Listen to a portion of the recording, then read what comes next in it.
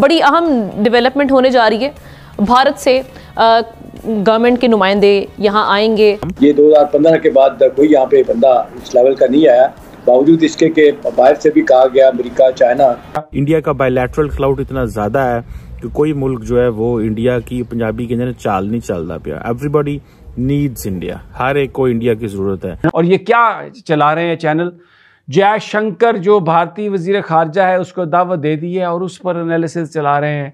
खुले दिल से उसका करना चाहिए, स्वागत करना चाहिए, इस्तकबाल करना चाहिए, ये हो गया वो हो गया। पाकिस्तान और भारत के दरमियान बर्फ पिघलने लगी। भारत अपने वजीर खारजा को पाकिस्तान भेजेगा। हो सकता है पाकिस्तान के वजीर आजम को खास पैगाम दें जयशंकर को, लेकिन इस वजीर आजम साहब ने बड़े खास पैगाम भेजे हैं, लेकिन भारत की तरफ से किसी किस्म का कोई पैगाम। बड़ी कॉन्फ्रेंस, सरबराही कॉन्फ्रेंस है, चले आप मोदी साहब नहीं आते उसके बाद कम से कम फॉरेन मिनिस्टर तो आए। तो यहाँ पे कोई खुशी बजाने की, वो ढोल बजाने की जरूरत नहीं है। जयशंकर पाकिस्तान आ रहे हैं। जयशंकर साहब ना आपसे बात करेंगे ना डायलॉग करेंगे, और मेरा ख्याल ये है डेफिनेटली सब लोगों को बहुत खुशी हुई है। और हमारे यहाँ पाकिस्तान में तो सबको बहुत इंतजार है कि मोदी जी से भी ज्यादा अगर कोई फैन है लोग यहाँ पे तो वो डॉक्टर जयशंकर के। वो होगा क्या कि शाम 4 बजे, 5 बजे, 3 बजे, दोपहर को 2 बजे वो आएंगे, अगले दिन वो सुबह चले जाएंगे। 2 दिन हो गए जी पूरे, ठीक है जी।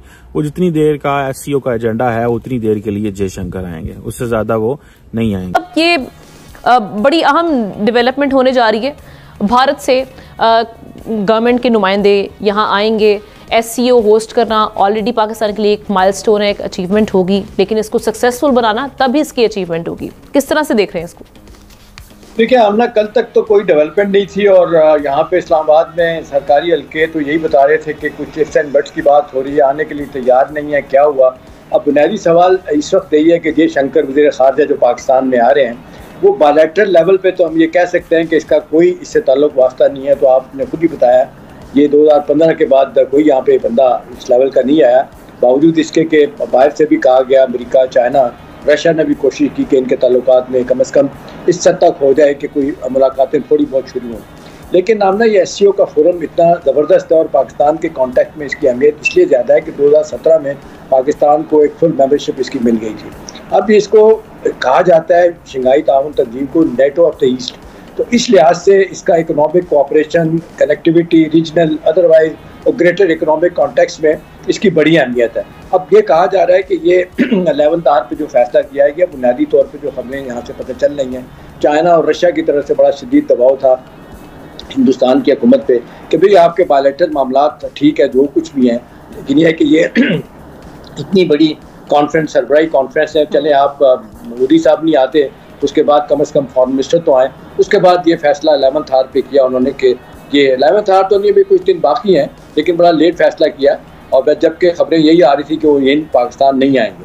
अब उनका आना, अब देखते हैं कि साइड लाइन पे पाकिस्तानियों से उनकी मुलाकात इससे हट के बायलैटरल लेवल पे होती है नहीं होती, लेकिन इस कॉन्टेक्स्ट में इसकी बड़ी अहमियत है कि ये जिस तरह का ये बड़ा फोरम है, मेरा ख्याल है आंदा आने वाले दिनों में हम ये कह सकते हैं कि शायद अमेरिका और चाइना का दबाव अगर रहता भी है तो इस इश्यू के प्लेटफॉर्म के अलावा भी शायद बायलैटरली भी हमारे तल्लुकात में कुछ बेहतरी आ सके और कोई मुलाकातों का सिलसिला शुरू हो सके आगे के लिए। जी, तो यहाँ पे कोई खुशी बजाने की, वो ढोल बजाने की जरूरत नहीं है। जयशंकर पाकिस्तान आ रहे हैं। जयशंकर साहब ना आपसे बात करेंगे ना डायलॉग करेंगे, और मेरा ख्याल ये है होता यह है कि समटाइम्स एजेंडा तय होता है। हाँ जी, वो होगा क्या कि शाम 4 बजे, 5 बजे, 3 बजे, दोपहर को 2 बजे वो आएंगे, अगले दिन वो सुबह चले जाएंगे। 2 दिन हो गए जी पूरे, ठीक है जी। वो जितनी देर का एससीओ का एजेंडा है उतनी देर के लिए जयशंकर आएंगे, उससे ज्यादा वो नहीं आएंगे।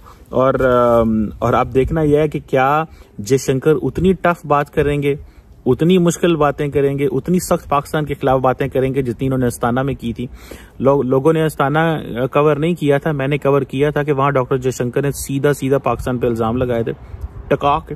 और मैं आपको मजे की बात बताऊं, अब ये एससीओ का प्लेटफॉर्म ऐसा है कि you just can not settle your bilateral score here, so for that matter you have to engage on shared interests and in challenges which all the member countries are facing. For instance जी terrorism, separatism, ये वो सारी चीजें मुझे नहीं पता वैसे SCO का क्या मकसद है, क्योंकि चाइनीज जो है ना वो इसको पॉलिटिकल बनाना नहीं चाहते या बना नहीं सकते। इकोनॉमिकली वो हर मुल्क के साथ बायलैटरली एंगेज्ड हैं, तो मतलब what is the purpose? So they have blocks, they have clubs, they have They are just checking the loyalty. They are making it older blocks.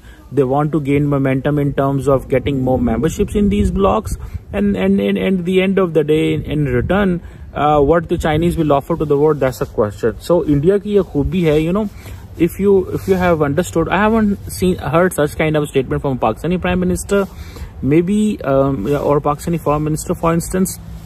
Jaishankar ये कहता है कि जी हमारे ताल्लुकात जो है ना, एक था non alignment, no this is a era of multi alignment. So in a multi alignment world where does India stand? India says कि हम एससीओ से भी बात करेंगे, ब्रिक्स से भी बात करेंगे, पाकिस्तान से भी करेंगे, सबसे करेंगे, अमेरिका से भी करेंगे, रूस से भी करेंगे, हम किसी के साथ जो है वो नहीं खत्म करने वाले.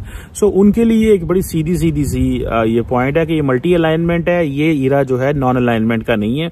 एक वक्त था, उस वक्त लड़ाई थी, हमारे पास दो चॉइसेस थी, हम रूस जा सकते थे या अमेरिका जा सकते थे, हम दोनों तरफ नहीं गए. लेकिन जाहिर बात है इंडिया ने रूस से बहुत कुछ ले लिया ना कहते हुए भी, और अमेरिका से भी बहुत कुछ ले लिया ना कहते. लेकिन पाकिस्तान ने उसकी कीमत अदा की. पाकिस्तान ने क्या कीमत अदा की कि हम थोड़े से वो हो गए, बहुत ज्यादा प्रो अमेरिका हो गए, जमहूरियत खत्म कर दी, कॉन्स्टिट्यूशन है कोई नहीं था, हमने अपनी तबाही बर्बादी के सारे सबब पैदा किए और कोल्ड वॉर में. सो ये एक मल्टी अलाइनमेंट का आइरा है. सो इंडिया इसलिए एससीओ को जारी रखना चाहता है, लेकिन इन मैनी वेज वो एक और फ्रेमवर्क में रखना चाहता है, just to give a message that we are living in era of multi alignment.